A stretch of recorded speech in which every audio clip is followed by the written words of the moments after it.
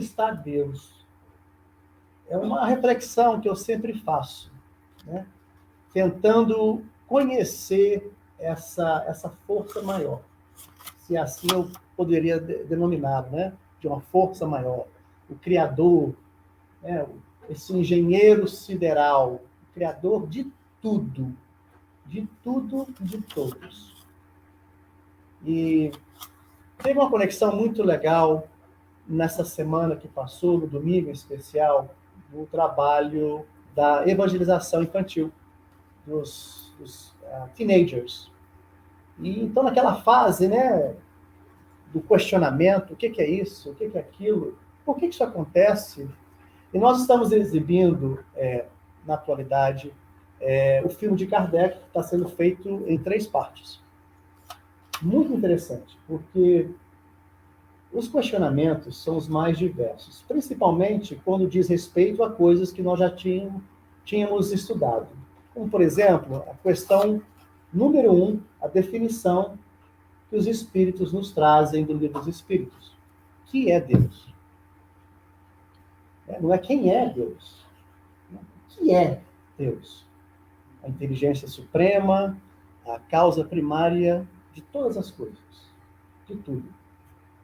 E foi muito interessante quando passava o filme e que essa pergunta surge no filme, eles lembraram, você já falou disso. Sim, eu já falei muitas vezes. Mas agora vocês estão assistindo, né? Que é um questionamento de Kardec e Kardec respondido pelos espíritos. E teve uma criança que ficava assim, pensando, todos quietos, né? Todos pensativos, assistindo o filme. Mas parece um computador, né? Ou seja, lei de ação e reação, né? Você faz, acontece. Aí nós, naquele diálogo muito legal, você não acha que existe uma coisa mais bonita nisso aí? Não existe uma lei de amor? Realmente, né? É a inteligência suprema, né? É uma inteligência que é um desafio que eu, particularmente, tenho muito comigo. Cada dia que passa, né, que esses telescópios da NASA ficam mais potentes, né, as visualizações de outros planetas, de outras galáxias, são possíveis em HD. Né? O tal do HD agora é a coisa do momento. Né? Nós vamos ver Júpiter de uma maneira que nós nunca havíamos visto antes. Né? A definição, tudo aquilo. Então, foi uma parte, nós estamos atualmente assistindo a segunda parte do filme de Kardec. E todos aqueles médiums, né, para quem assistiu o filme, assista novamente. Quem não assistiu, por favor, assista. Assista em família, assista com os filhos. É um filme para a família. Eu acho legal, na descrição do Netflix, que fala de religioso, e ele fala, tudo é possível. Já viram essas legendas do filme, na descrição do filme? Tudo é possível. Aqui tudo é possível. E realmente é. A comunicação com o espírito, com os espíritos, se fazem ali, naquele filme. E o questionamento deles vai bem mais longe do que isso. Mas por que eles fizeram uma coisa tão estranha, esse negócio de suspender as mesas, né? As mesas que giram, as mesas que falam, né? Aí vem, como é que as mesas falavam? Tem um espírito ali atrás que fala por eles.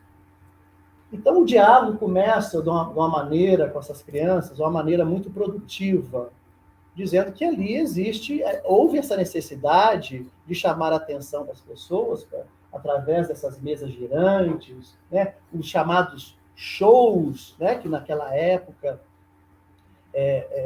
estavam assim, por toda a parte, toda a Europa, as mesas que giram, as mesas que respondem, né? Aquela coisa toda. Então foi explicado para essas crianças, né? Olha, houve a necessidade de chamar a atenção e foi dessa maneira. Só que depois, Kardec, né, bem no princípio ali, é muito relutante essa ideia. Não, isso aí né, eu não vou assistir uma coisa dessa. Qual é o truque? Qual é a magia? O que se quer por trás disso? Existe um show. Se existe um show, existe ali essa ideia financeira, de promoção, de arrecadação de fundos, de lucro. Kardec foi muito resistente a isso. Isso aí foi uma coisa muito interessante, depois de muita relutar a esse respeito, ele recebe o convite, ele faz, e a mensagem chega para ele de forma muito bonita, o convite. Né? Eu não vou falar mais do filme de Kardec, tá, gente? Não vou falar mais, eu vou deixar que vocês assistam o filme, mas é só para começar esse collab sobre essa parte. É muito interessante de como as crianças, eu acho, é uma coisa que me intriga muito, as crianças de hoje parece que nascem preparadas, né? A Carol está aqui, a Dani que deve estar nos assistindo agora, nós temos crianças, né? Existia uma dúvida muito grande a respeito do filme, se seria necessário, seria válido trazer para essas crianças, será que eles têm a consciência do que eles vão assistir? Como é que vai ser aceito? E foi muito legal. A recepção deles, a ideia, o entendimento deles. Né? Eu achei uma coisa muito interessante de eles me perguntarem. Mas engraçado, isso que aconteceu na época de Kardec está acontecendo hoje nos dias atuais, né? Que são os programas de televisão que nós ainda temos, né? De médios, pessoas que provavelmente têm a mediunidade. Mas eles estão usando de uma forma errada? Eu não sei. Algumas pessoas devem estar sendo ajudadas através dessa mediunidade. Né? Então, é uma coisa muito legal. Então, eu vou deixar agora com a Marisa e com a Ayrton para dar prosseguimento nisso aí.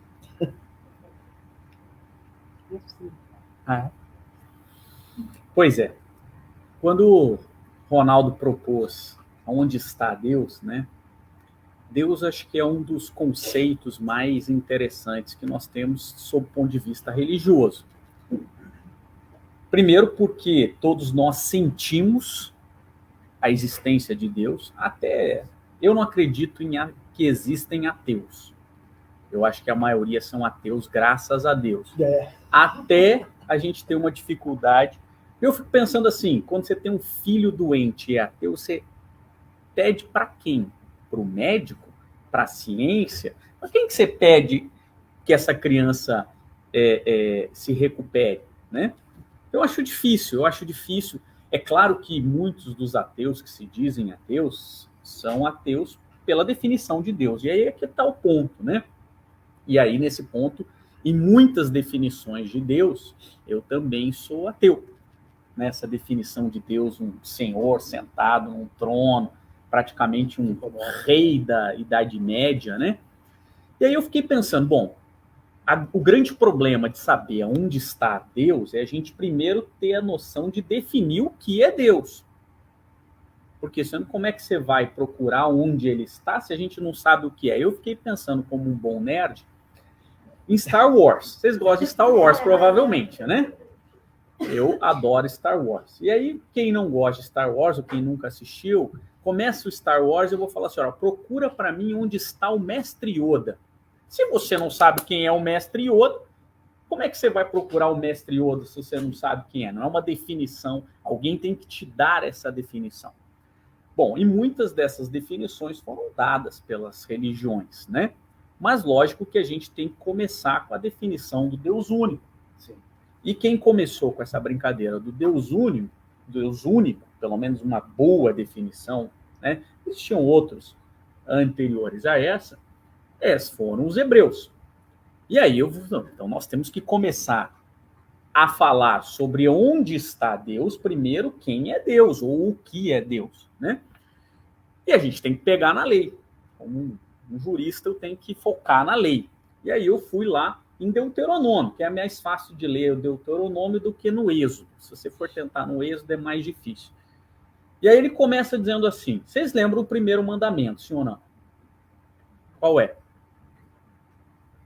Amar a Deus sobre todo... Não, não é. Vamos lá.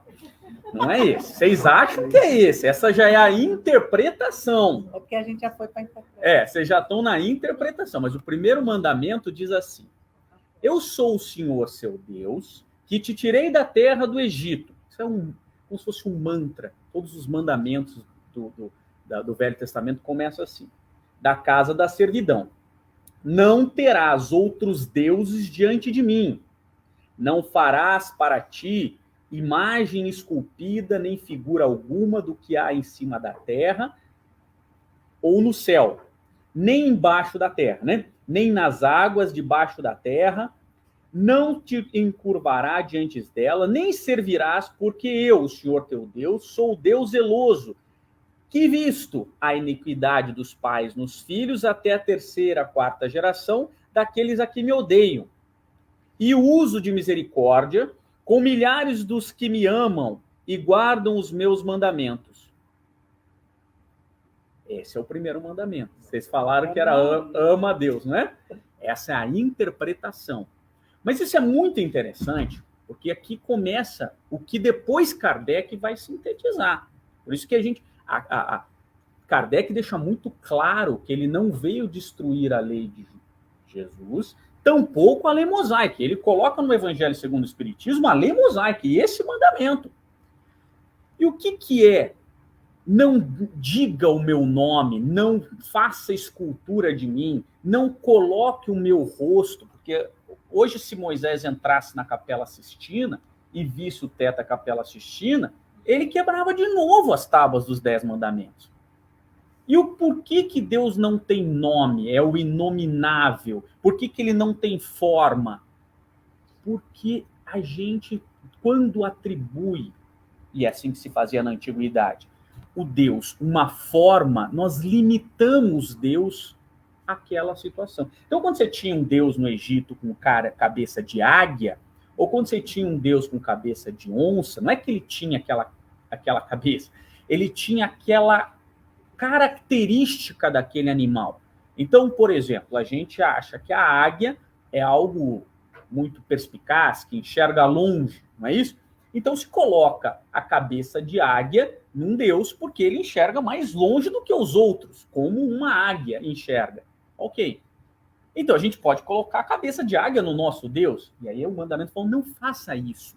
Porque nem a melhor das águias chega perto de Deus. Nem a melhor das onças, a onça não tem naquela região, né? Mas nem o melhor dos felinos chega perto do que é a característica de Deus. Então, quando os hebreus colocam isso no primeiro mandamento, ele diz assim, olha, presta atenção, que a gente é pequeno demais para definir uma característica de Deus, porque as características de Deus são superlativas. Então não faça a imagem de mim, porque ao fazer uma imagem de mim, você me limita. E durante muito tempo, o cristianismo fez uma imagem de Deus que era o quê? O Deus sentado num trono como se fosse um rei superlativo, com características superlativas de Deus. Os próprios hebreus também desvirtuaram essa ideia, colocaram aquele Deus vingativo que nunca foi. Que nunca foi. Né? Então, quando a gente começa a perceber a característica de Deus, a gente começa a tentar achar aonde ele está. E aí vem um cara, 1800, falou assim, sabe de uma coisa? Deus existe, isso é fato. Mas eu vou dar as características de Deus, porque é muito difícil você dizer quem é Deus. Por isso que a pergunta é o que é Deus? O que é Deus? E aí ele coloca, dentro dessa mesma ideia, Kardec, esse cara é o Kardec, né? Ele começa assim, olha, definir Deus é uma das coisas mais difíceis. Mas através dos atributos de Deus, nós conseguimos identificar Deus. E aí ele começa a dizer, bom, eu estou fazendo já o resumo, né? Mas eu não vou pegar no livro dos Espíritos, eu vou pegar em Gênesis, porque a explicação em Gênesis ela é melhor do que a do livro dos Espíritos. Porque ele vai discorrendo sobre aquilo, né? E aí ele coloca assim, olha, Deus é, pois, inteligência suprema e soberana. Então, imagina que você... E aí a gente não pode colocar uma característica. Qual que é o Einstein? Então vamos colocar a cara do Einstein para Deus. Não. Einstein tem uma tecnologia, tem uma inteligência limitada. Por mais inteligente que ele fosse, ele ainda não chegava nem perto da inteligência suprema de Deus. É por isso que não dá para dar cara. Mas a gente sabe que é uma inteligência suprema. Ele é único e eterno. Ou seja, não teve início e não teve fim. Porque se ele... E aí Kardec vai explicando todas essas características e que vale a pena a gente visualizar. Imutável, imaterial. E por que ele tem essas características? Mais interessante que Kardec não se limita a colocar apenas as características, ou como ele chama melhor, atributos da divindade, né? Onipotente, soberanamente justo e bom, infinito em todas as perfeições, e não pode ser diverso disso. Você vê que interessante, aí Kardec, dentro dos atributos, ele não coloca um que a gente está tão acostumado a ouvir na outra escola religiosa. Deus é onipresente. Não está aqui nas características trazidas por... Porque se você colocar que Deus é onipresente, a gente consegue identificar exatamente onde ele está, ainda que pontualmente. E aí Leon Denis, ao visualizar essa característica, eu não vou falar ainda onde que ele está, tá? Vamos deixar para o próximo. Mas quando Leon Denis, ao pegar todas essas características lá em Depois da Morte, ele fala assim, olha, sabe onde que Deus está? Pensa no corpo físico, não vou falar ainda onde ele está. Eu só estou falando o que ele é. Pensa no corpo físico e o espírito.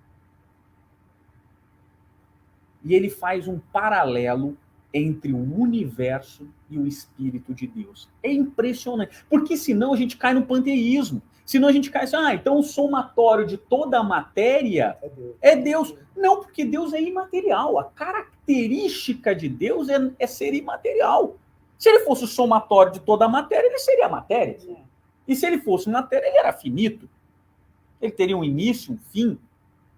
Então, uma série de...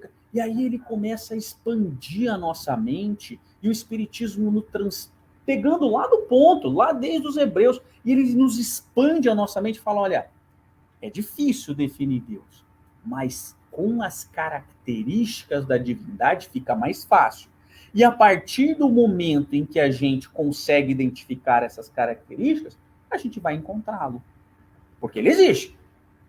E aí Kardec fala assim, a não ser que você acredite que ele não exista. Por isso que começa Kardec fala assim, olha, você tem que partir do pressuposto que ele existe. Porque senão é um nada. E aí ele tem toda a teoria da criação do nada, que é mais maluco. Eu gostaria de ter a inteligência de Einstein para poder calcular qual é a probabilidade do nada criar alguma coisa produtiva. Porque deve ser muito mais doida do que... É muito mais complicado. Do que crer em Deus. Porque do nada criar algo que seja, que preste, né? Porque a chance é dar errado, né? Okay. Passa a bola para você. Para não falar onde que ele está, né? Não, nós vamos falar onde é que está. É que eu confundo, deixo todo mundo doido, né? Eu não vim para trazer certeza, vim para trazer dúvidas. O negócio aqui é instigar o pessoal, né? Para chegar e fazer o próprio estudo, né? Então, quando eu era de religião católica, né, criança, estudei em colégio de freira e tudo, e realmente, nos nossos desenhos lá de Deus, era aquela cadeira de rei, assim, com aquele senhor barbudo, assim, parecido com ele, bonitão, assim. Sempre era um Deus bonito, pelo menos isso, né? Não éramos europeus para fazer aquelas caras de gente, não, era... É esquisita, né? Não, era sempre um Deus bonitão, cabeludão, barbudo, aquela coisa, né? Olha, naquele tempo, imagina, Deus podia, mas tinha aquele cajadão e estava sempre acima de nós, assim. Era uma coisa que até amedrontava nós crianças naquela época, né? Olha, Deus está vendo tudo. Não faz nada errado, porque Deus está lá, está em todos os lugares. Ó, a onipresença de Deus. Então, aquilo, imagine só, foi muito tempo de terror mesmo, assim, de medo de Deus, né? Então, a única coisa boa assim que eu tive quando era criança e católica foi Jesus. Jesus era como se fosse a luz, né? Deus era aquela coisa poderosa e destruidora. E Jesus não. Jesus era com os carneirinhos, Jesus era descalço, andando na terra. Então, era aquela coisa parecida com criança, né? Então, meu universo infantil, graças a Deus, encontrou Jesus e depois espírita. Eu acho que Jesus eu adoro falar de Deus, né? Por isso que eu vou deixar eles falarem de Deus, mas eu acho que Jesus, para nós, é o caminho, é aquela pessoa que a gente identifica.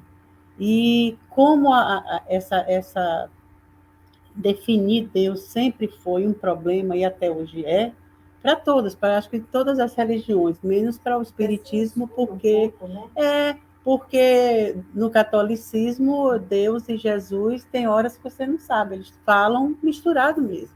Jesus é Deus, né?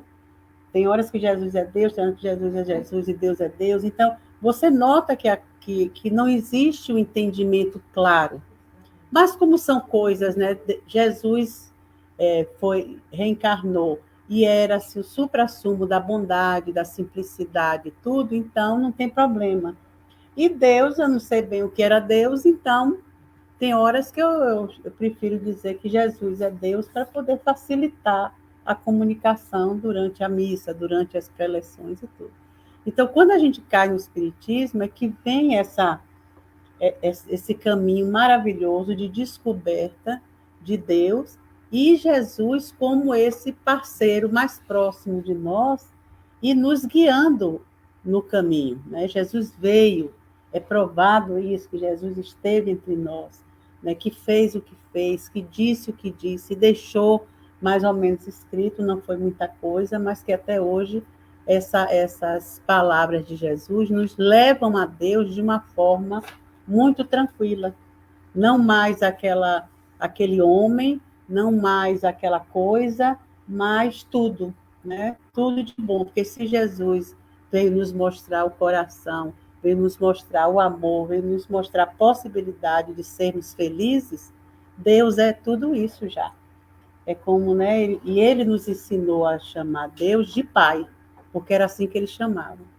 Então, essa identificação de Deus como Pai, a gente pode não ter essa noção profunda, como Ayrton, eu gosto quando Ayrton, né, bota lá, esses papéis amarelos todos lá da antiguidade, e traz essa nossa história, porque éramos nós lá, né? Nós estamos em tudo. Hoje a gente está querendo falar sobre isso com tranquilidade, leveza, porque é leve e é tranquilo, né? Então, eu acho que o caminho é Jesus, e nessa forma maravilhosa que ele nos encantou de chamando Deus de Pai, nessa forma também segura, né? Porque para a gente ter fé em Deus, tem que ser de alguém que realmente você pode confiar, né? Tem que ter todos esses atributos, tem que trazer tudo isso para você dizer, não, nesse eu confio. Naquele Deus que estava lá querendo me martelar, esse eu andava escondido dele, fazendo errado e botando para debaixo do tapete. Agora não, eu posso mostrar ele me orienta através de Jesus, né? Muito legal. Eu voltei lá na minha infância agora, né? Voltei lá atrás, esse Deus, né, que a Marisa estava mencionando aí, Deus vai te castigar. Quantas vezes nós já não ouvimos isso? Não é? Eu cresci ouvindo isso. Deus vai castigar. Jesus está te olhando. Né? Então, assim, eu acho que na época, para o nosso entendimento, foi uma coisa necessária. Porque aquilo ali você parava. Opa, eu vou ter um castigo. Não era necessário. Tinha que ser porque ninguém sabia fazer diferente. Não, eu digo para o nosso entendimento da época. Hoje, como espíritas, a gente já vê como um processo reeducacional. O que acontece na minha vida é para o meu bem. Através de uma dor que eu tenho, essa dor, será que ela é uma punição? Ou será que ela é um exercício necessário para o meu amadurecimento espiritual? Será que os pais que concebem uma criança com necessidades especiais, como é que eles veem ali naquela criança especial? Há pouco tempo agora, alguns minutos atrás, nós falávamos sobre Andrea Bocelli, né? Eu tenho uma admiração muito bonita sobre Andrea Bocelli. Eu acho ele uma pessoa que ele transmite através da arte, que é a música, da voz, um sentimento nobre, né? Eu me sinto em paz, eu me sinto conectado com algo maior quando eu ouço Andrea Bocelli. Mas quando, na concepção de Andrea Bocelli, existe um relato muito bonito, porque os médicos avisaram a mãe, olha, essa criança vai nascer com problemas. Tem alguma coisa errada. Quer abortar? E essa prática, ela é até os dias atuais. Eu me lembro quando a minha esposa, nós estávamos minha esposa estava grávida do nosso mais velho, o Rafael. Isso foi perguntado a nós. Olha, se nascer com alguma coisa, você quer abortar? A primeira resposta, não. Né? Seja bem-vindo. Né? Nós já éramos espíritas com conhecimento. Não, nós vamos dar as boas-vindas. E nós saímos ali daquele consultório horrorizados. Né? Como que ele pode ter perguntado uma coisa dessa para mim? Mas é uma prática médica. Né? Eu não posso criticar. Ele é médico, a Sociedade Médica Americana tem isso como praxe. Então, assim, eu aceito. Mas eu disse, não, eu quero ter. Né? Provavelmente outras pessoas teriam uma ideia diferente. Então, voltando ao assunto do Bocelli, isso foi oferecido para a mãe dele. Olha, vai nascer com problemas. E o Bocelli, para quem não sabe, Andrea Bocelli nasceu com uma visão perfeita. Só que essa visão ela foi diminuindo com o tempo. Tanto é que ele lembra, né? Ele tem uma paixão muito especial por cavalos, né? Ele tem criação de cavalos, ele gosta muito, porque é uma coisa que ele viu, ele apalpou. Então ele tem essa ideia com ele. Né? E qual que foi o outro exemplo que você deu? Foi de Mozart, né? Que tinha um problema da audição. Beethoven tem um problema da audição. E se na época de Beethoven a mãe tivesse sido advertida, olha, essa criança provavelmente vai nascer com um problema, né? Seja ele qual for. E aí? Iríamos matar Beethoven? Um dos grandes artistas de todos os tempos que já nasceu entre nós? Então, essa oportunidade, essa necessidade de nós nascermos ali, de nós enxergarmos esse potencial divino em cada pessoa, é uma coisa muito legal, uma coisa muito importante. Todos nós temos direito à vida. O livro dos Espíritos, os Espíritos nos respondem de uma forma muito bonita, que é o nosso maior direito, é o direito à vida.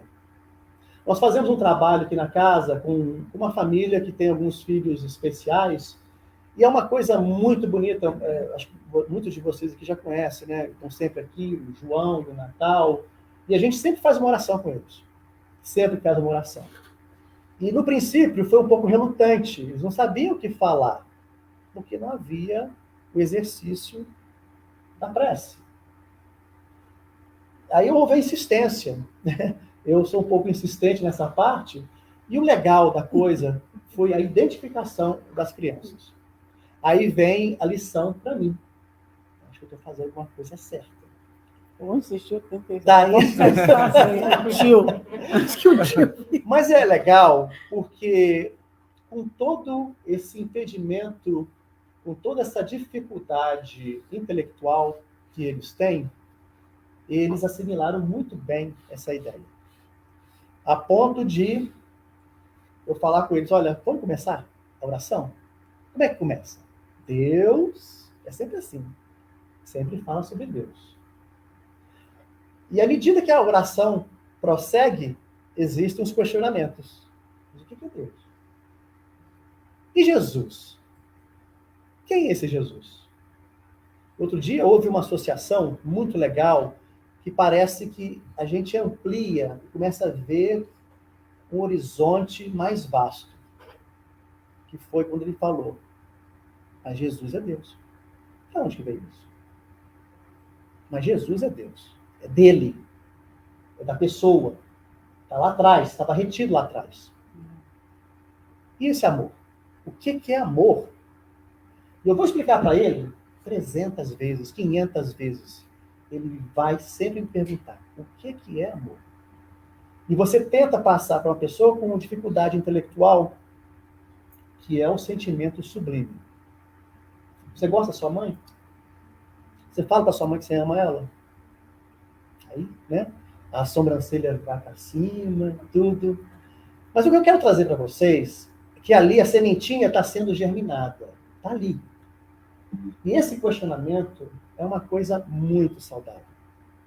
A gente pode observar aí, gente, porque é a escola de todos. É por isso que nós somos bem-vindos. Todos nós. André Bocelli veio. Ele veio com a missão especial dele. Cada um de nós tem um dom. Cada um de nós está no lugar certo, na família certa. Esse é o momento. É o momento da reaprendizagem. Jesus, quando trouxe para nós a parábola do filho pródigo, é uma coisa maravilhosa. Eu acho que eu vou assistir essa parábola o resto da minha vida. E o resto da minha vida eu vou me emocionar profundamente. Porque esse Deus que nós falamos agora, que a gente, né, que nos era avisado, Deus vai te castigar. Mas quando você vê a parábola que foi conferida por Jesus e tão bem explicada pelo médico lucano, o evangelista Lucas, que é o único que fala dessa parábola, é Lucas. É o Deus que sente quando o filho sai da casa e pede aquilo que pertence a ele. Mas o coração, o sentimento, o amor daquele Deus está com aquele filho o tempo todo. Ele vai, ele gasta a sua fortuna, ele faz a sua reflexão, ele vai cuidar dos porcos, ele lembra do pai que cuidava de todos os empregados. O que eu vou dizer para o meu pai? Mas eu tenho que retornar. Porque o meu pai, ele tratava os seus trabalhadores, olha só, os trabalhadores do pai, do Deus. Os animais. Melhor, dos animais. Os animais melhor. Exatamente. Então ele volta para casa todo envergonhado. E se vocês clicarem lá no YouTube, tem os vídeos da Bíblia. Coloque lá, vídeos da Bíblia, parábola do filho pródigo. Eu acho que eles foram muito iluminados quando eles fizeram aquele vídeo. Porque não poderia ser uma cena mais perfeita, mais bem exemplificada do que aquela. Porque no momento que o filho volta para casa pedir perdão, humildemente, o pai já estava esperando em cima do muro, naquela casinha, e vai de encontro a ele. Não somos todos nós assim? Diante dos nossos arrependimentos, das besteiras, né? Entre aspas, que não existem besteiras, das nossas caídas pelo caminho, vou voltar porque eu vou pedir perdão ao meu pai. Eu espero que ele me aceite. E o pai já estava pronto a te perdoar, a te aceitar e fazer daquele momento a maior festa. A ponto de que outras pessoas, outros familiares, do jeito que é exemplificado na parábola, não entenderem aquela festa que é atribuída ao filho.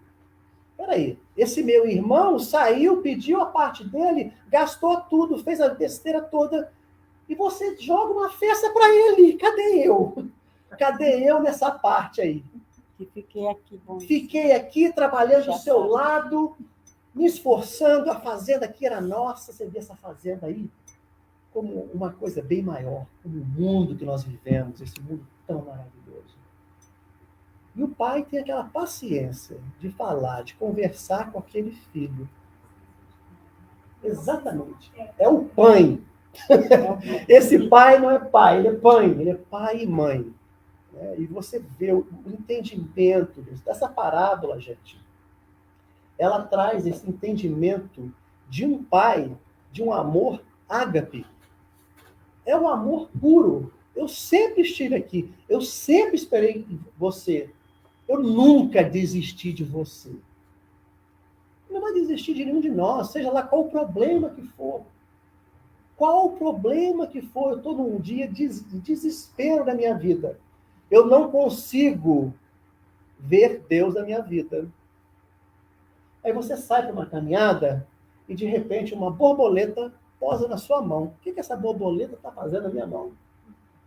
Porque foi exatamente isso que aconteceu comigo outro dia. Eu estava, não num ato de desespero, mas todos nós temos os nossos momentos de angústia, né? Todos nós temos aquele dia, assim, olha, hoje eu não tô... Ainda temos. Eu hoje não estou conectado. Tudo bem, meu amigo? Muito menos momentos de angústia, muito mais serenidade hoje em dia. Graças a Deus, tudo bem. Ótimo, bom te ver aqui. Melhor do que ontem, pior que amanhã, como sempre. Evolução. Então, a gente sai para uma caminhada para tentar refrescar a cabeça. E o que é Deus? Deus está onde? Deus está em tudo, Deus está na natureza. E por que aquela borboleta posa na minha mão, Marisa? Eu estou me perguntando até hoje. Porque depois que houve esse pouso na minha mão, eu me acalmei. Então era para isso. Era para isso. Né? Então é uma coisa muito legal. Por favor, assistam a parábola do filho pródigo. Eu sei que vocês assistiram. Assistam novamente. E essa reflexão, ela vai se fazer presente sempre. É esse Deus de amor ágape, que a gente não consegue compreender ainda. Que é o que Jesus nos exemplificou de maneira tão sublime. Né? Eu gostei muito que a Marisa falou, que você veio complementar com essa ideia, né? Porque a gente veio... A sensação que eu tenho quando a gente começa a falar de Deus é que a gente teve uma definição de Deus, aí a gente foi deturpando, aí veio Jesus de novo. Ó, vou voltar aqui, né? Aí a gente veio e deturpou de novo, aí veio de novo uma outra definição. Kardec, e óbvio que outras religiões também melhoraram a sua definição de Deus, não só Kardec fez isso. Porque a gente tinha essa definição do Deus Salvador, aquele que te tirou da escravidão do Egito. Então essa é a primeira ideia de Deus, esse Deus que vai acolher aqueles povos, porque Deus, na concepção do Velho Testamento, Deus não gostava menos dos egípcios. Essa é uma interpretação equivocada. Tá? Então, Deus não puniu os egípcios com a morte dos primogênitos porque ele gostava mais dos hebreus e menos dos egípcios. É uma interpretação equivocada do Velho Testamento. Tanto que, até hoje, a melhor interpretação do judaísmo, as pragas do Egito, elas não são pragas, elas são avisos para que chega de escravidão. O povo de Israel, o povo hebreu, cumpriu o seu tempo de penitência, porque ele cometeu equívocos pela lei de ação e reação, e cumpriu o seu, acabou. Como nós, brasileiros, nós escravizamos os nossos irmãos africanos por 300 anos. Vocês acham que vai ser de graça? Você acha que tudo isso que está acontecendo no Brasil é de graça? Nós temos que resgatar, porque nós cometemos por 300 anos de escravidão. Então, nós temos que resgatar isso. E agora, a semeadura foi feita, agora é a colheita. E aí você veio. Então, o Deus criado no Velho Testamento não é o Deus carrasco, mas aí ele veio deturpando. Eu gosto e brinco, faço essa brincadeira, e óbvio que em tom de brincadeira, eu sempre falo que Deus gosta mais dos carecas do que dos cabeludos. E eu provo isso. E a prova está lá no 2º livro de Reis. Né? Porque não adianta falar, você tem que provar. Eliseu, que era o profeta Eliseu, discípulo de Elias, estava indo a Betel, no 2º livro de Reis. E aí, a hora que ele estava passando assim, os meninos veio e tiraram sarro dele. Falou, sobe, calvo. E aí, Eliseu virou para trás, amaldiçoou os meninos, veio uma ursa e matou 42 daqueles meninos. Então, Deus gosta mais dos carecas. Não sou horror, não. O 2º livro de Reis. Eu estava lá, ué. É o 2º livro de Reis. Você vê. E aí, você pega uma interpretação dessa e você toma uma ilação, por isso que eu fiz em tom de brincadeira, porque a ilação, o fato está lá. Peguem o 2º livro de Reis, 2º capítulo, 20, 19, 20 e tal. vai estar lá. Essa é a história, não sou eu que estou inventando. Eu posso até deturpá-la, mas inventar eu não invento. E aí, veja só. E aí você pega e fala uma coisa dessa, que não faz sentido algum. Porque aquela história ela tem uma razão interpretativa, que não cabe aqui a gente ficar falando. Não era esse o objetivo, não eram crianças, a tradução não é a mais adequada, né? Mas o fato é, veja, o que nós estamos fazendo é, criamos uma definição de Deus e deturpamos. Aí vem Jesus, por isso que a Marisa citou. Porque Deus fica essa definição, aí parece que de repente ele vira um cara mau, que pune os outros, que protege uns, né? Porque alguns fazem a coisa errada, ele manda matar. Mas Davi manda matar o amigo para ficar com a mulher dele, trai, e aí tá perdoado por Deus, porque Davi é o queridinho da Bíblia. Os outros não são, né? Quer dizer, e a gente começa a não entender. Davi? A gente começa a não entender.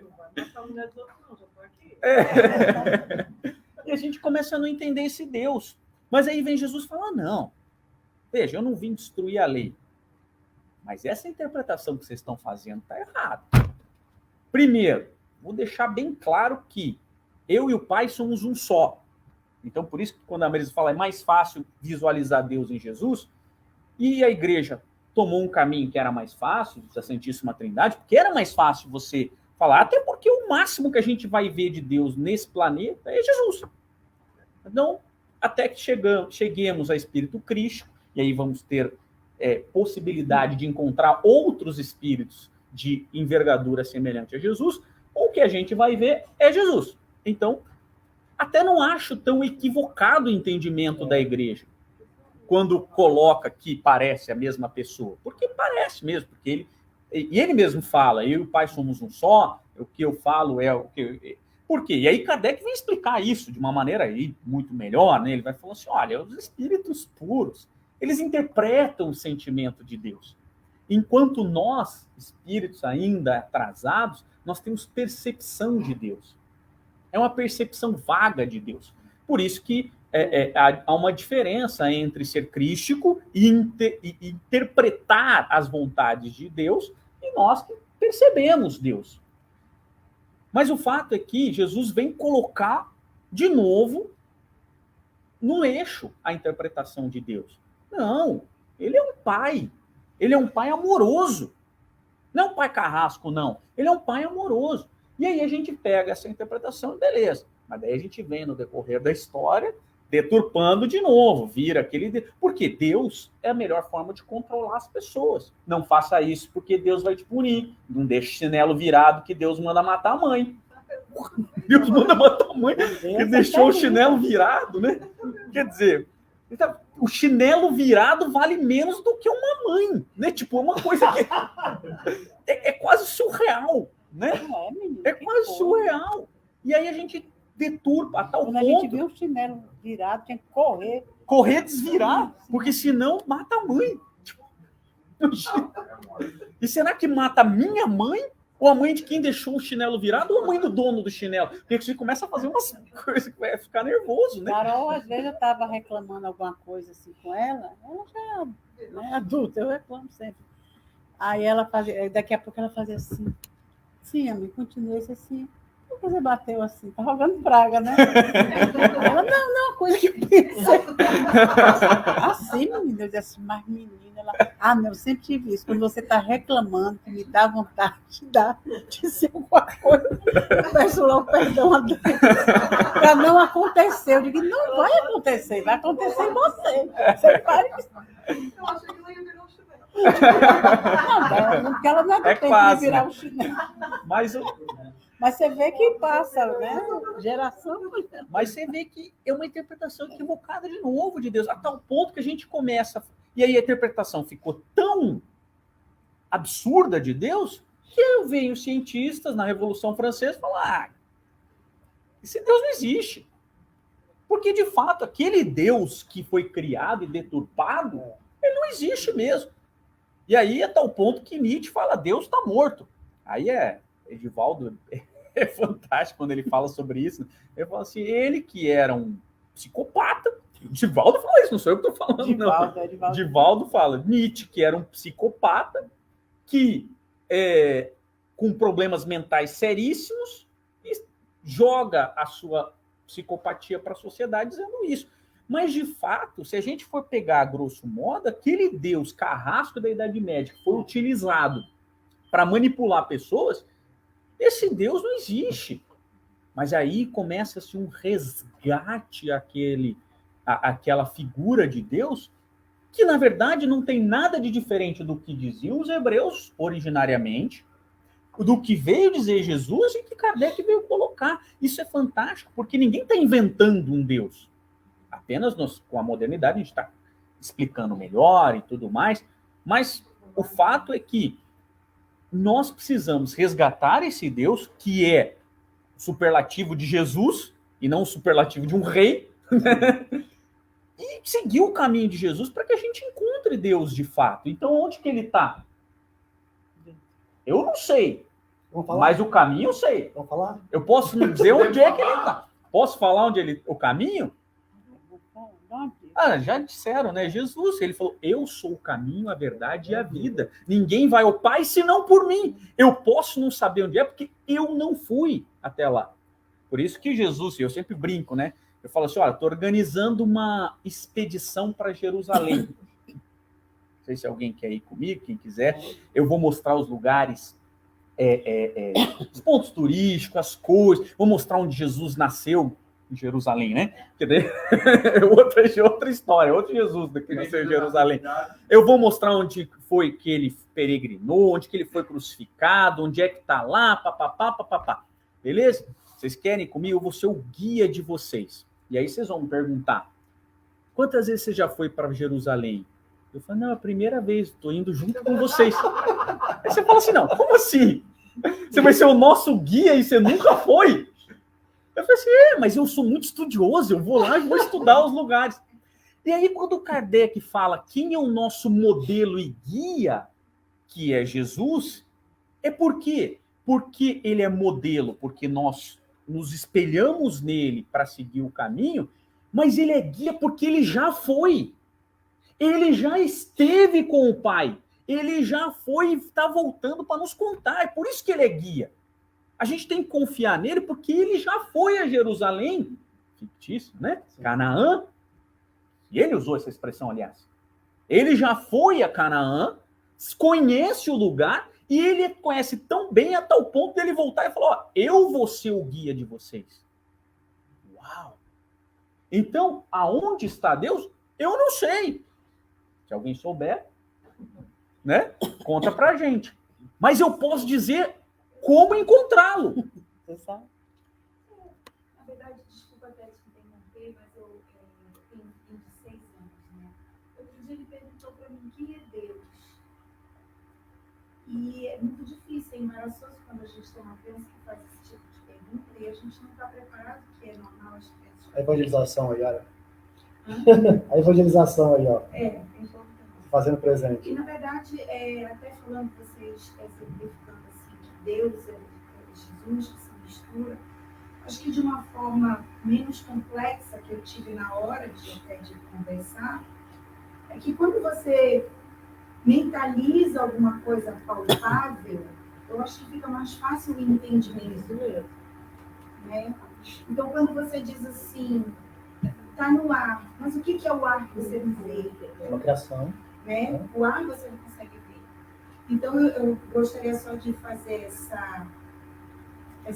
acrescentar isso daí, que foi realmente muito interessante. Eu me vi perdida sobre essa questão da resposta de quem é Deus. Mas a mãe sempre tem resposta para tudo, resolve tudo, né? Sim. Na hora eu consegui me sair dizendo para ele que Deus era o Pai, que era tudo de bom que ele pudesse pensar. E aí, depois de algumas situações, ele, assim, a gente nunca fala sobre castigo nem nada, mas a gente mostra que existe o que é certo e o que é errado. E em determinadas situações que ele vê o que a gente não faz certo, ele diz, Deus está vendo. A coisa inverteu, né? Ele mesmo diz a coisa, Deus está vendo. Mas essa geração está assim. Essa geração tá o ponto, eu acho que o ponto principal para a gente entender Deus, o caminho que a gente quer seguir, é o porquê Porque eu acho que mais do que saber onde ele está e quem ele é, o porquê. E por que nós temos que ir a Deus? Porque lá é a felicidade. E o que Jesus nos falou. Buscar rumo dos céus. E foi o que Jesus nos falou. Então, ele esteve, concluindo essa raciocínio, ele esteve com Deus e ele nos disse, vocês só serão, e Kardec sintetiza isso de maneira brilhante, vocês só serão realmente felizes quando vocês chegarem nesse grau evolutivo. Então, o porquê temos que procurar Deus é porque nós vamos procurar a felicidade. Mas a felicidade de verdade, a felicidade plena, não esses espasmos de felicidade que a gente tem nesse mundo. Porque a felicidade real é quando nós encontrarmos a Deus. E nós só vamos encontrar a Deus se seguirmos por esse caminho. Então, aonde ele está, quem ele é, ou o que ele é uma resposta que quem tiver vai revolucionar mais que Jesus. Mas Jesus disse, eu sou o caminho, a verdade e a vida, e ninguém vai ao Pai senão por mim. Então só descobriremos aonde ele está, como ele é, quem ele é, se seguirmos as pegadas de Jesus. As pegadas... As palavras do ser humano não têm qualidade ou quantidade ainda para definir o que é Deus apropriadamente. Certamente. Isso aqui está na pergunta 26 do Livro dos Espíritos. Quando há... Desculpa, tá, Marisa? Porque existe ali a descrição de Deus, e quando Kardec faz aquela descrição de Deus, e fala, Deus é isso, é imutável, onipotente, aquela coisa toda, é infinito. Essa definição de Deus, dentro do conhecimento de vocês, sim. Mas existe aí uma falta de evolução para vocês entenderem a grandeza realmente de Deus. Eu gosto muito dessa questão, porque ele diz o seguinte, Kardec fala assim, podemos definir que Deus é o infinito? E aí os espíritos respondem, pobreza da linguagem humana. Sim. A pobreza da linguagem. Podemos dizer que Deus é infinito em sua bondade, sim, em suas características, em seu amor. E aí Kardec fala melhor ainda, né? Aí, beleza, os espíritos respondem. Mas Kardec faz embaixo, que eu gosto às vezes dos comentários de Kardec, mais do que das respostas dos espíritos. Fala, definir Deus como infinito é pegar algo que você não sabe por outro que você também não sabe. O que é o infinito? Não sei, não tive lá. Defina para mim o infinito. O que não tem fim. Sim, essa parte é fácil. Agora, defina para mim, me diz aí, quantos números tem um infinito? Vocês sabiam que tem infinitos números entre o 1 e o 2? Pois é. E aí você começa a definir o que é o infinito. E Kardec fala, olha, a gente está tentando definir uma coisa que a gente não sabe por outra que a gente também não sabe. Eu acho que a gente continua sendo, como a Denise falou, assim, aquelas crianças que fazem as perguntas, os questionamentos, e que o pai, a mãe não tem como ainda explicar aquilo, porque a cabecinha ainda não está pronta. Então, Jesus, diante de nós, ele deve ter tido essa mesma sensação, né? E, então, o que ele podia dizer, que disse, que nos dá muitas dicas, é aquilo que você falou, né? Eu e o pai somos um. Ou seja, eu faço a vontade de meu pai. Por isso é que nós somos um, não é porque somos a mesma pessoa, não. É como compactuamos. Eu agora compactuo do que ele acha que é bom, então, para mim, passou a ser bom também fazer, eu faço. E é isso que eu digo a vocês. Amem uns aos outros, sejam bons, sejam compassivos. Isso é que vai fazer com que a gente se aproxime de Deus. Porque Deus, dentro dos atributos que se pôde, né, dizer dele, é tudo em uma escala infinita. Então, mas é tudo de bom. E os espíritos dizem que também esse DNA está em nós, né? Então, nós temos esse DNA divino, por isso Jesus o chamava de Pai, para mostrar essa relação que nós temos como criaturas desse Criador, que é tudo de bom. Mas a gente procura esse entendimento de Deus e localizar Deus na maneira como a gente, como falou em Canaã, tinha que dizer um lugar, porque a gente só entende, enquanto encarnados, é ir daqui para o centro. O centro está lá. Então, é ali que eu vou. A gente só se localiza assim. Quando a gente se vê espírito, e que pode estar em muitos lugares ao mesmo tempo e transitar por essas, tanto pela matéria como pelo espiritual, de uma maneira fantástica, né? Que é bom que você está aqui, você vai ali, você sobe, você pensa, você conecta. Como hoje a gente vê essa coisa tecnológica funcionando, aquilo está tudo dentro da mente da gente, a gente poder fazer tudo aquilo que a gente usa máquinas para fazer. Então, é uma coisa assim, muito fantástica, que realmente, para a gente ter entendimento, por isso que eu sempre me focalizo em Jesus. Porque como ele é o que a gente tem de mais próximo de Deus, fica fácil, olhando para ele, a gente poder seguir os steps dele e chegar lá. Só que a gente sabe que também isso é uma dificuldade, ele sabia disso também. Né? Por isso que ele dizia, o que queres que eu faça? Ele não ia curando, ele não ia já dizendo, né, contando a coisa toda para nós, né? Ele perguntou a Pedro, antes da crucificação, Pedro, tu me amas? Já dizendo assim, mas rapaz, você sabe o que você vai fazer contra mim neste instante? Mas você me ama? Quer dizer, dando ainda uma oportunidade da criatura dizer, puxa, eu amo tanto esse homem, repetir não sei quantas vezes. E quando alguém me intercalar e disser, você conhece o Nazareno? Eu vou dizer, conheço sim, é o homem que eu amo, meu irmão, meu amigo. Mas cadê a coragem? Então, uma das coisas que Jesus dizia para a gente era isso, coragem, vinde a mim, vós que sofreis, vós que sois fracos, vinde a mim. Ele não ia o tempo todo a gente. Ele não está o tempo todo com a gente. Por isso que ele deixou só uma síntese no caminho. Olha, o caminho é esse. É fácil, é simplesmente ame o seu próximo como a si mesmo. Essa é a síntese. Faça isso que você vai. Olha a dificuldade que a gente tem. Todos os nossos problemas hoje é porque a gente não consegue essa prática de amor nem pelos de casa.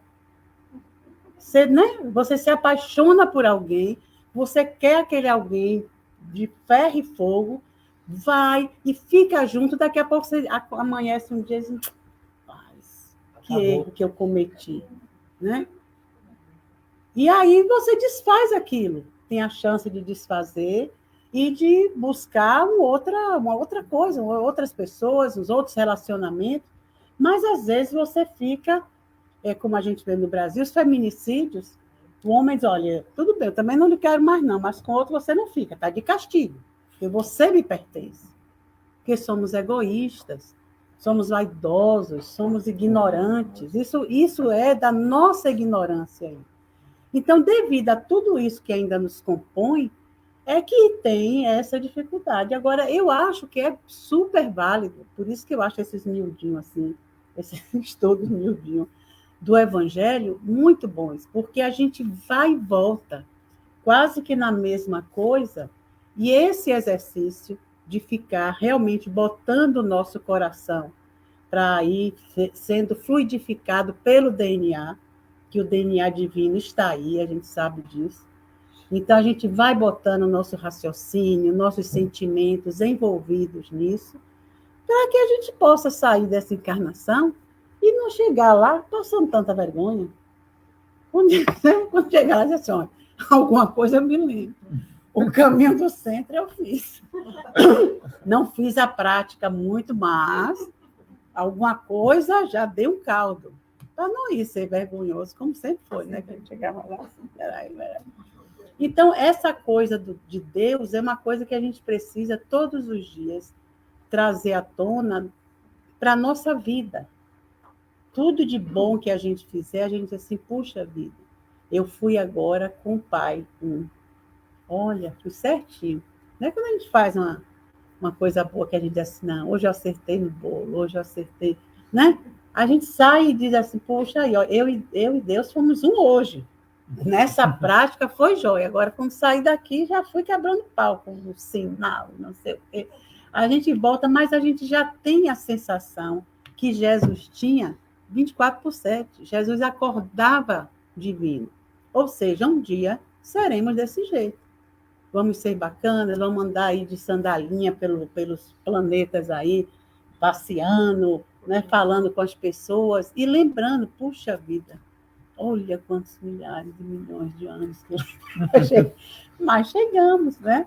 Então, isso é muito bom, ter essa esperança, né? Por isso que o Evangelho todo se compõe disso, de confiar, né? De esperançar, de confraternizar, de ter compaixão, de ter amor. São sentimentos, construção de sentimentos, que a gente ainda não consegue firmá-los, mas a gente quer viver o sentimento. Nós já queremos. Se a gente olhar o mundo, mesmo com toda a sua atrocidade, você já vê muita gente de uma forma errada, de uma forma, às vezes, muito extrapolando, às vezes, nos seus sentimentos, mas isso é vontade de acertar, né? Então, esse Deus, para mim, eu acho que ele me pertence, eu gosto dele, não vivo sem ele, mas acompanhado de Jesus. Senão eu me perco nele, né?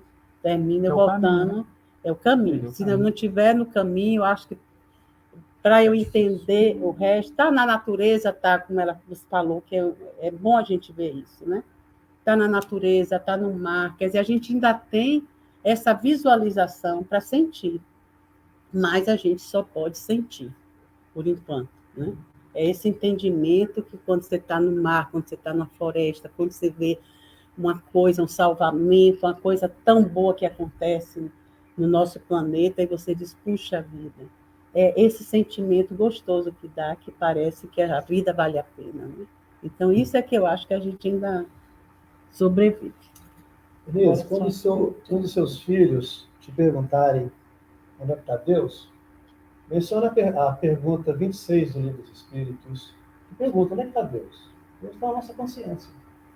Em cada ato que nós realizarmos, em cada mau sentimento que nós tivermos em praticar um ato infeliz, é Deus se manifestando em nós. Não faça. Não vai por aí. Não é? Se ele está na consciência, ele não está na inconsciência, porque o mal que a gente faz é inconsciente. A consciência nos faz bons. Sim. A inconsciência é que nos faz danosos. Sim. Mas é porque é o jogo das palavras. Não é o jogo. Foi como foi colocado, não é que Deus esteja se manifestando as coisas ruins. A coisa ruim que eu pratico é aquele homem antigo, que ainda permanece nos seus atos. Né? Que nem hoje, quando eu estava fazendo estudo, quando foi proposto esse estudo, eu tive preguiça. E o que é preguiça? A preguiça é um homem antigo que quer permanecer naquele erro. Mas aí existe o outro Ronaldo que quer melhorar um pouco. Eu preciso vencer isso, eu preciso ir mais além. Né? A proposta do tema ela é válida, ela é muito boa. Então, isso aí é por aí. Pergunta 26 do Livro dos Espíritos, está na consciência. E eu acho muito legal, eu estou lendo, esse ano eu tirei para ler a série André Luiz. Eu quero ler todos os livros de André Luiz. E eu agora estou na metade do livro Evolução em Dois Mundos. Até então, estava legal, mas quando chegou nesse livro, é um livro que eu vou te falar uma coisa. Eu vou precisar de muita ajuda nesse plano e no plano espiritual, porque eu não estou entendendo bolufas. É científico. Venha domingo na minha palestra. Não, tem que vir, porque assim, me dá uma luz. Eu tenho que entender esse livro. O livro é bonito, tem coisas legais, mas... Domingo às 11h30. Eu estou lá na evangelização, arrumo um substituto. Não, mas você tem que ter um dicionário, você tem que ter um conhecimento científico grande. Mas aí que está a coisa legal de André Luiz.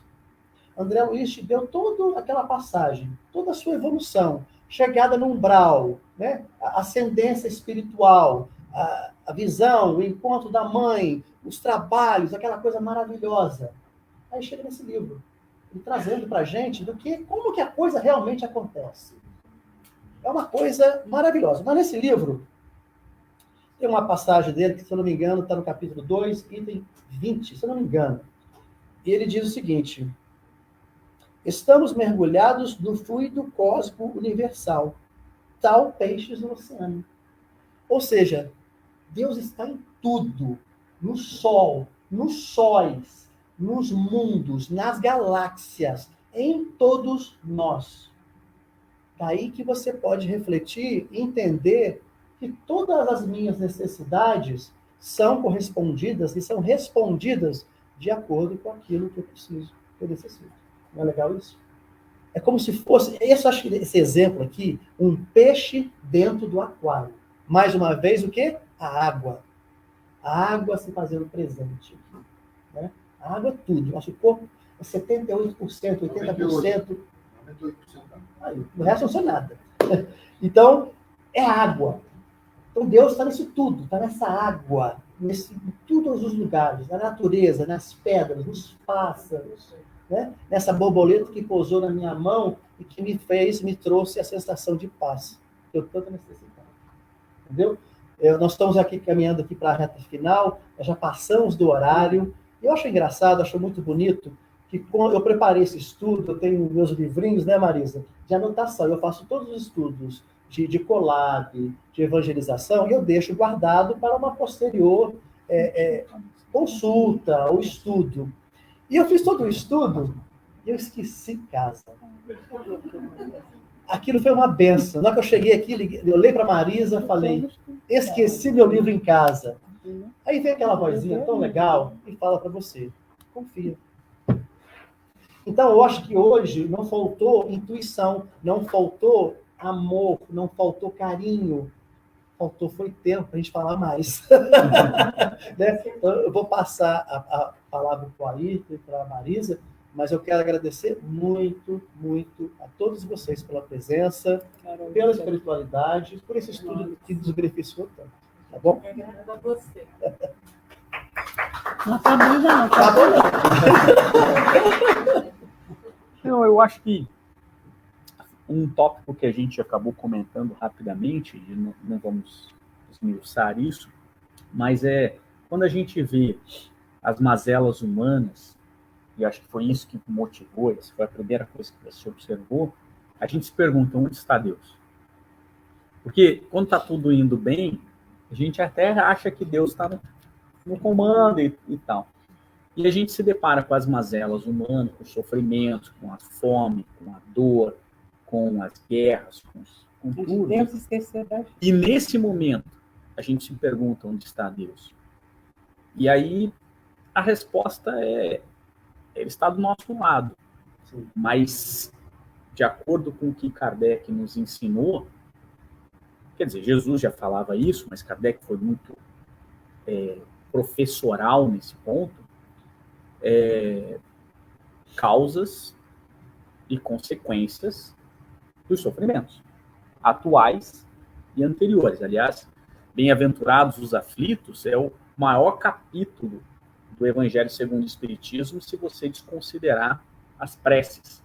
Então, Kardec gasta muito tempo para explicar as causas das aflições. Então, quando nos deparamos com aflições individuais ou coletivas e nos perguntamos, aí sim, onde está Deus?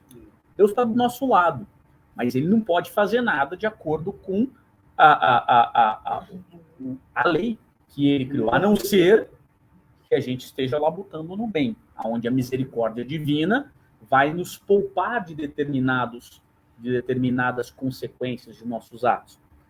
Então, de fato, quando nós vemos diversas mazelas, a gente não pode esquecer que nós estamos num planeta de provas e expiações e que viemos inúmeras reencarnações cometendo diversos equívocos, graves e muitos graves, alguns graves e outros muitos graves, com civilizações, com pessoas, com companheiros, com irmãos, né? Então, durante muito tempo. E continuamos cometendo, porque enquanto humanidade... Eu acho que sim. Eu acho que tanto que a gente recebeu de presente da espiritualidade essa quantidade de evoluções tecnológicas, científicas, e tudo isso tudo foi um presente dado de acordo com o nosso processo evolutivo. Moral. Eu acho que moralmente nós evoluímos. Não tanto quanto as outras coisas, mas evoluímos. Muitos têm a certeza do equívoco, muitos buscam não se equivocar, Muitos estão, como a Marisa falou, às vezes até extrapolando um pouco determinadas coisas, mas com o intuito de acertar, né? Às vezes erra, a gente... Nós estamos tentando continuar tentando. na fase de regeneração e não ir buscar regeneração. Com certeza. Lá. E muitos estão, não é só nas fileiras espíritas, não, nós estamos na comunidade global. Mas temos resgates a ser feitos. Então, a gente não pode culpar Deus pelos resgates que temos fazendo. Eu comentei sobre a escravidão dos hebreus no Egito e comentei sobre a escravidão que fizemos ontem. Em 1889 foi ontem. Aqui também, né? Então, nós temos um resgate a ser feito disso. Né? Temos um resgate que temos que cumprir. E temos que baixar a cabeça e cumprir com resignação. E quando perguntamos onde está Deus nesse sofrimento, não podemos esquecer, Ele está sempre conosco. Sempre. Por mais que muitas vezes a gente não perceba. Não, e não é Poderia ser muito pior. não é o castigo, por isso que não é pior. É só um modo que a gente tem de treinar ser bom. Se a gente não tiver consequências pelos atos negativos que cometemos, a gente passa batido por tudo. Mas é justamente vivendo, às vezes, a reformulação, né? Eu tenho que reconstruir aquilo que eu destruí. Então, esses atos é que nos fazem fortes para poder nos manter uma caminhada mais progressiva e não ficar o tempo todo, né? Altos e baixos. Mas é isso aí.